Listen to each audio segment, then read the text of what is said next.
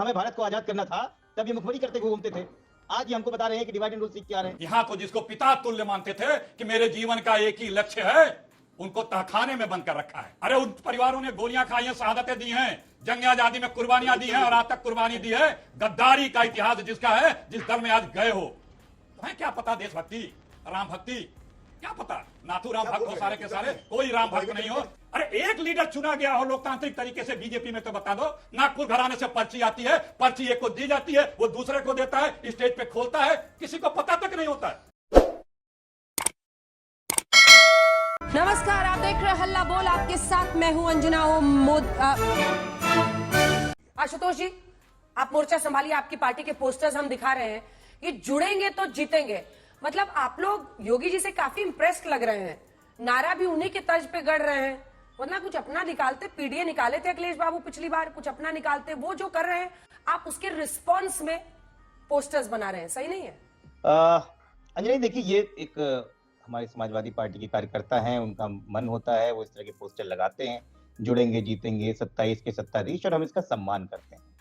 लेकिन अखिलेश जी ने जब बटेंगे कटेंगे नारे पे पहला रिस्पांस दिया तो उन्होंने दो शब्द बहुत गौर से कहे, और देश की राजनीति में सभी नेताओं को उसको सुनना चाहिए कि सार्वजनिक जीवन में जो भी नेता बनता है वो लोक जीवन में लोगों के कल्याण के लिए खड़ता है, वो पॉजिटिव एनर्जी के साथ में आता है।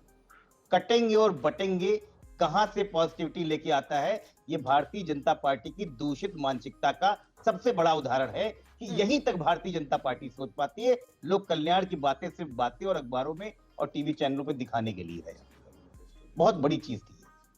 और दूसरी बात उन्होंने कहा जुड़ेंगे, किसी ने जब लगाया कि जुड़ेंगे जीतेंगे, तो उन्होंने कहा बिल्कुल ठीक, हमारे लिए पीडीए बहुत जरूरी चीज है और हम लड़ाई लड़ते हैं इस चीज की, क्योंकि भारतीय जनता पार्टी के शासन में भी जिस प्रकार से पीडीए वाले लोगों का जो तिरस्कार हो रहा है वो किसी से छुपा नहीं है।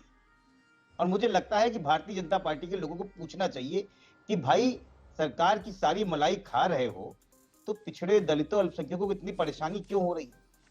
और किस प्रकार से भारतीय जनता पार्टी के प्रवक्ता ने उस पीडीए को उठा के हिंदू मुस्लिम में लेके आ गए, किस प्रकार से वो वही कटेंगे और निगेटिविटी बात शुरू कर रहे हैं, वो पूरा देश जानता है। हर जगह जब से सरकार आई है तब से आप देख लीजिए पिछड़ों और दलितों और अल्पसंख्यकों पे लगातार आक्रमण हो रहा है। कभी उनके समाज पे, कभी उनके आरक्षण पे, कभी उनके नेताओं पे लगातार आरक्षण कर रहे हैं। ये वही भारतीय जनता पार्टी है जो पिछड़े नेता को, जब वो अपना मुख्यमंत्री होता है इस देश के सब सूबे से, तो गंगा जल से धुल देते हैं। अरे खड़े होकर सबको भारतीय जनता पार्टी का बहिष्कार करना चाहिए कि आपने गंगा जल से धुला है उस सीएम हाउस को। ये वही भारतीय जनता पार्टी है जो अपने पिछड़े नेता के अभी 4 दिन पहले लखीमपुर में थप्पड़ खाया है खुलेआम, ठीक है, और एक स्वजाति होने के नाते उस पर एफआईआर नहीं लिखी गई। शर्म करनी चाहिए। गौरव जी एक छोटा सा जवाब दीजिएगा, फिर मैं अखिलेश बाबू के पास जाऊंगी। वो कह रहे हैं बहिष्कार होना चाहिए। अंजना जी, जब प्राण प्रतिष्ठा हुई थी प्रभु राम की अयोध्या में, तब कहा जा रहा था जैसे जैसे बढ़ रहा है पूजन, वैसे वैसे सफाइयों के चेहरे की बढ़ रही है सूजन। अब नया आया है, दीपावली के जो उत्सव हुआ है उसके बाद कहीं दीप जले कहीं दिल जले, तो ये जो सफाई है ये दिल जले है। मैंने पूछा अखिलेश यादव जी अगर हिंदू हैं तो क्यों नहीं गए अयोध्या, प्रभु राम से आशीर्वाद ले लेते। दीपावली का उत्सव भी था और यही इफ्तार पार्टी में जालीदार टोपी पहनते हैं। इनसे मैं ये पूछना चाहता हूं, आप मलाई की बात करते हैं, पिछड़ों की बात करते हैं। जब से समाजवादी पार्टी बनी है 40 साल हो गए, आप बताइए यादव परिवार के बाहर का कोई पिछड़े समाज से आप अध्यक्ष नहीं दे पाए। और कटने की बात इनसे ज्यादा कौन जाने। इनके वादे क्या थे? आतंकी अगर मुसलमान होगा तो उसके मुकदमे वापस ले लेंगे। समाज को काट रहे थे। साल में 200 दंगे हुए जब समाजवादी पार्टी के मुख्यमंत्री अखिलेश यादव जी थे। मुजफ्फरनगर दंगा हुआ, हिंदू प्रताड़ित को रुपया नहीं मिलेगा, मुसलमान प्रताड़ित को 5 लाख रुपया देंगे, सर्वोच्च न्यायालय ने फटकार लगाई। चल झूठा। हम ना बटेंगे ना कटेंगे, हम एकजुट होकर खड़े होंगे और यही मूल मंत्र नरेंद्र मोदी जी ने दिया है और यही मूल मंत्र योगी आदित्यनाथ जी दे रहे हैं। तमाम अन्य लोग, राजनीतिक दल जो जाति के आधार पर बंटवारा करने की कोशिश करते हैं, ऐसे लोगों का नाम तो नहीं लिया अखिलेश जी, लेकिन रावण दुर्योधन से योगी जी ने तुलना की है, तो संकेत साफ है।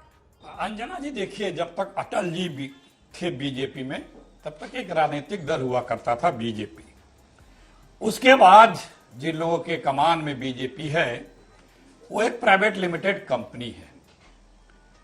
और इस तरह की भाषा फांसीवादियों की भाषा होती है, डरवा के, धमका के, अतिवाद करके, गुस्से में, अतिरेक में, हिंसक कट्टर बातें करके लोगों को अपने पक्ष में करने का जो तरीका होता है वो फांसीवादी सोच वालों का होता है। जो सनातन सोच के होते हैं वो प्यार की बात करते हैं, समझाने की बात करते हैं। राम ने भी अंत तक प्रयास किया, दूत भेजे, हनुमान भी गए और भी दूत गए, अंगद भी गए, समझाओ, सब कुछ शांति से, प्यार से, समझ के हो। लेकिन जिस सरकार का ये सिर्फ एक ही लक्ष्य हो कि हम समाज को बांट के, डरवा के और भय प्राप्त करा करके अपने पक्ष में करेंगे, उससे क्या आप उम्मीद कर सकती हैं? 10-11 साल दिल्ली में होने जा रहा है, 8-9 साल यूपी में सत्ता में बैठे होने जा रहा है। अपने कर्मों का, अपने उपलब्धियों का कोई जिक्र नहीं, क्योंकि कुछ कभी इस पे किया ही नहीं है। सिर्फ समाज को बांट करके, लड़ा करके, वो भी बहराइच में पोल खुल गई। बीजेपी के विधायक एफआईआर लिखा रहा है कि किसने दंगा कराया, उन दंगाइयों की क्या इच्छा थी, अपने बेटे की हत्या की वो साजिश बता रहा है। सोचिए कि अगर दंगाई उसमें कामयाब हो गए होते तो आज क्या हाल होता। लोग कहते कि विधायक के बेटे को मार दिया। कौन ये करता है, ये कौन कर रहा है? तो लोग इस बात को समझ चुके हैं। 80% हिंदू हैं, मुश्किल से 20%, 25% वोट मिलता है।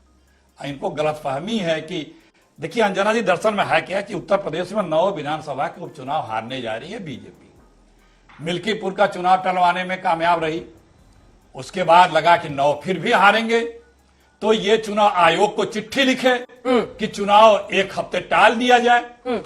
लेकिन दिल्ली ने, अगर चुनाव आयोग ने इनकी बात नहीं सुनी, इसका मतलब दिल्ली नहीं टालने देना चाहता था, नहीं टला। अच्छा, वहीं हरियाणा में टल गया था वो पोलिंग डेट, काउंटिंग डेट नहीं टला।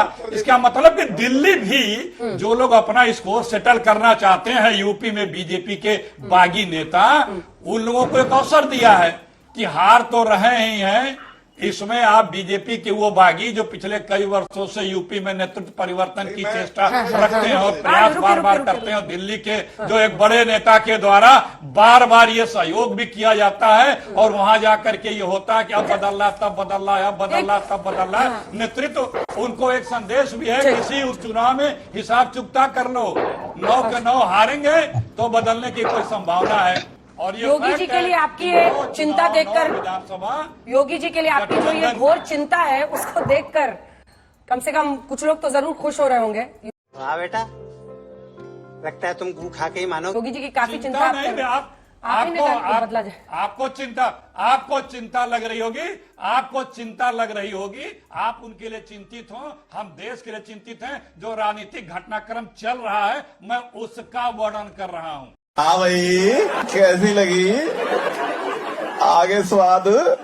मैं चिंतित यहाँ के सरकारों से हूँ, यहाँ के सरकार के कान में और आंख में तेल डाले बैठे रहने से उससे चिंतित। पर आप कामकाज पर नहीं बोल रहे थे, आप कामकाज पर नहीं बोल रहे थे, आप बोल रहे थे कि योगी जी को हटाने के लिए 9 सीटों के चुनाव की बिसात बिछाई जा रही है। तो इस पेशे को भड़वागिरी कहते हैं। अगर मतलब क्या ये पोलराइज करने का ही तरीका नहीं है? अगर योगी जी खुलकर कभी रावण को लाते हैं, कभी दुर्योधन को लाते हैं, कभी कहते हैं बटेंगे तो कटेंगे, भगवान राम की गाथा सुनाते हैं, सब, तो एक कम्युनल पॉलिटिक्स ही तो ऐसा। आप धर्म के आधार पर वोटों के ध्रुवीकरण के लिए तो ये सब कर रहे हैं, वरना कहां असुरक्षित है हिंदू? अंजना जी, मेरे ख्याल से 2 तरह की विचारधाराओं ने 70-75 साल से इस देश की राजनीति को प्रभावित करा। एक विचारधारा है डिवाइड एंड रूल की, जो ब्रिटिश से शुरू हुई, नेहरू जी ने अपनाई, राहुल गांधी आजकल जात पूछते फिर रहे हैं। तो एक वो राजनीति, अखिलेश यादव भी आजकल जात पूछ रहे हैं, कह रहे मुझे ये जाति के हो तो वोट दो। तो एक वो विचारधारा जो चली आ रही है डिवाइड एंड रूल की। एक दूसरी विचारधारा जो जोड़ने की विचारधारा, जो तिलक ने कहा, सावरकर ने कहा, टैगोर ने कहा, ऋषि अरविंदो ने कहा, योगी आदित्यनाथ ने उस जोड़ने की विचारधारा को एक नई वोकैबुलरी दे दी, एक नई शब्दावली दे दी, उसको एक नई ग्रामर दे दी, नई व्याकरण दे दी, और ये एक तरह से उनके फॉर्मूले में दही डालता है, इसलिए ये तिरमिलाए। आपको लगेगा नहीं तो एक सेंटेंस से इतना क्यों तिलमिलाए हुए? फॉर्मूला क्या है? फॉर्मूला है कि भाई मुसलमानों को अपीस करो, हिंदुओं को बांटो। अब ये जो फॉर्मूले में जो जो एकदम से दही डाल दिया योगी आदित्यनाथ ने कि भाई बटोगे तो कटोगे, इसलिए तिलमिलाहट है, इसलिए तिलमिलाहट है। नहीं तो आपको एक वाक्य से क्यों इतनी तिलमिलाहट है कि चैनल में आके बोल रहे हैं? और उधर आप देखेंगे जब ये जात जात मुझे पूछते तब किसी को दिक्कत नहीं, जब चाहे ओवैसी हो, अबू आजमी हो, महबूब अली हो, मरिया आलम हो, सज्जाद नुमानी हो, वो कहते हैं मुसलमान साथ आओ तो कोई दिक्कत नहीं। जब एक बार योगी आदित्यनाथ तिलक की विचारधारा से, वीर सावरकर की विचारधारा से बोलते हैं सबको साथ आना चाहिए, साथ आने की बात में हम तो बचपन से ऐसे लिखते आ रहे हैं भाई, बचपन से निबंध लिखते आ रहे हैं कि कास्ट की भावना को दूर करें, हम लोग को साथ में चलना चाहिए, जाति की भावना को दूर हटके हमको साथ में। तो साथ में आने की भावना से किसी को दिक्कत कैसे हो सकती है? क्योंकि इनकी राजनीतिक फॉर्मूले में दही डाल दिया गया। मेरे ख्याल से दिक्कत वहां पे है। आपके राजनीतिक फॉर्मूले पर दही डाल दिया है योगी आदित्यनाथ ने, इसीलिए आप लोग इतने परेशान हैं आशुतोष जी। नहीं देखिए, मुझे लगता है राजनीतिक विश्लेषण ने बड़ा अच्छा बोला, डिवाइड एंड रूल। और ये निगेटिविटी तो यहीं से आती है ना, डिवाइड एंड रूल, यहाँ पे भी निगेटिविटी है, और बटेंगे कटेंगे यहाँ भी निगेटिविटी है। तो ये वही करते चले आ रहे हैं जो 47 के समय इन्होंने किया था। जब हमें भारत को आजाद करना था तब ये मुखबरी करते घूमते थे, आज ये हमको बता रहे हैं कि डिवाइड एंड रूल सीख के आ रहे हैं।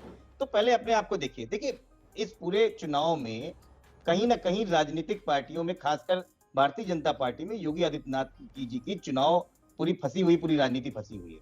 अभी भारतीय जनता पार्टी ने कुछ नए नए काम किए उत्तर प्रदेश सरकार में, बटेंगे कटेंगे करके, और पीडीए की बात कर रहे हैं। इस पूरे में भारतीय जनता पार्टी और लेखक साहब सिर्फ हिंदू मुस्लिम की बात कर रहे हैं, भक्ति की बात हो रही है, पीडीए की बात हो रही है। और जिस प्रकार से चाहे 9 की 9 लोकसभा की, विधानसभा की बात देख लीजिए, सारे के सारे जो पीडीए वाले बीएलओ हैं, बीएलओ जो बूथ लेवल ऑफिसर हैं, उनको साजिश के तहत भारतीय जनता पार्टी की उत्तर प्रदेश में हटाया गया है। देखिए, सबसे पहले कांग्रेस पार्टी के प्रवक्ता ने बोला प्राइवेट लिमिटेड कंपनी। तो देखिए, हम प्राइवेट लिमिटेड कंपनी है ये बता रहे हैं, दर्शक तय कर लेंगे। हमारे पिछले 5 अध्यक्ष, पहले अभी जो अध्यक्ष है जेपी नड्डा जी, अमित शाह जी, राजनाथ सिंह जी, गडकरी जी और एलके आडवाणी जी, ये प्राइवेट लिमिटेड कंपनी है। और प्राइवेट लिमिटेड कंपनी क्या नहीं है? जवाहरलाल नेहरू से इंदिरा गांधी, इंदिरा गांधी से राजीव गांधी, फिर सोनिया गांधी, प्रियंका गांधी वाड्रा, राहुल गांधी। शांत शांत अखिलेश जी, आप ही का चांस होगा इसके बाद। अच्छा, दर्द क्यों हो रहा है? एक बात बताइए, ये तरीका ठीक है? ये तरीका ठीक है? ये तरीका ठीक है अंजना जी? दर्द हुआ ना प्राइवेट लिमिटेड कंपनी में? दर्शक देखे, चेहरे की मुस्कान उड़ गई, इसीलिए बोला। अब प्राइवेट लिमिटेड कंपनी सुनिए, जवाहरलाल नेहरू ने इस प्राइवेट लिमिटेड कंपनी को बनाया, इंदिरा गांधी, राजीव गांधी, सोनिया गांधी, प्रियंका गांधी वाड्रा, और अभी प्राइवेट लिमिटेड कंपनी का नया शेयर होल्डर आया है, रेहान वाड्रा।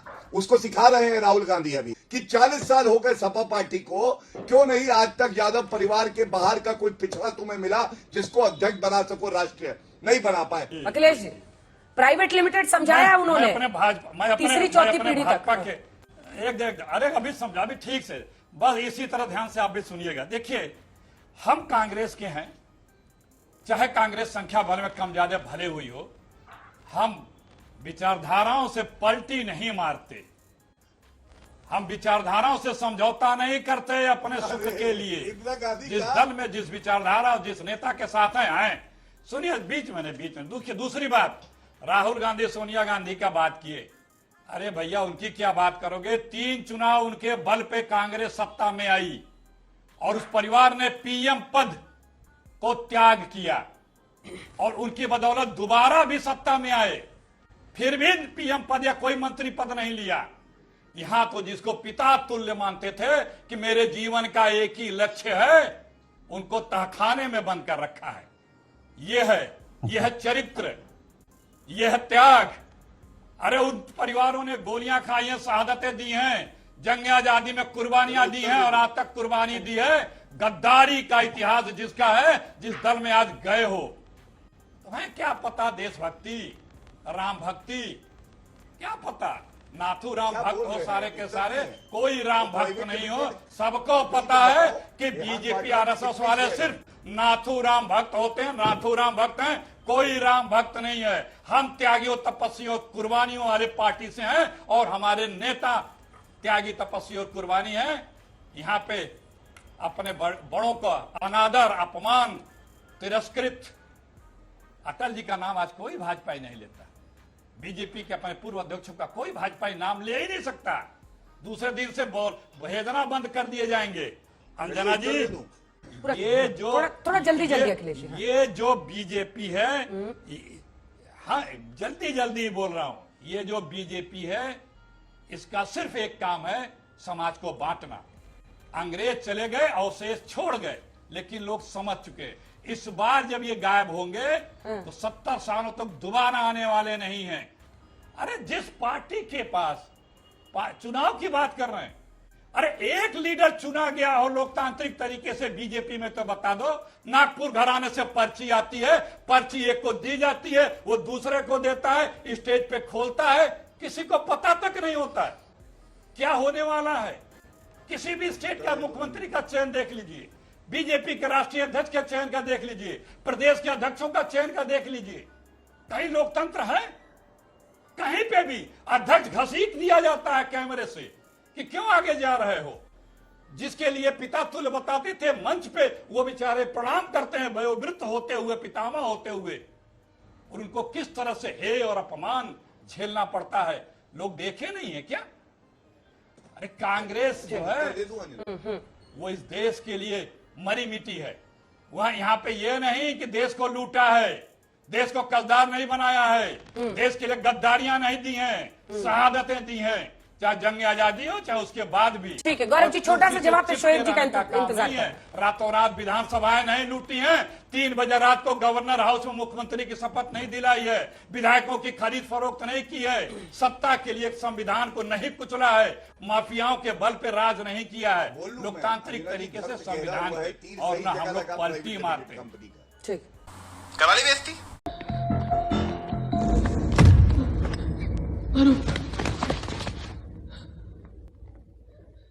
क्या हुआ? कुछ मुंह में घुसेड़ा, उसके बाद गले को उधेड़ के नाक से बाहर निकाला, उसके बाद मेरी बत्ती गुल हो गई। अब बताइए मैं क्या करूंगा? एक बहुत सिंपल सी टिप आपके साथ शेयर करती हूँ। अपने हाथ को इस तरह से रखिए। If you look at this from your side, आपका लेफ्ट हैंड आपको बी के जैसे दिखेगा और राइट हैंड आपको डी के जैसे दिखेगा। B and D. B for थोड़ी मदद रखिए। वे मैं तेरा मन पर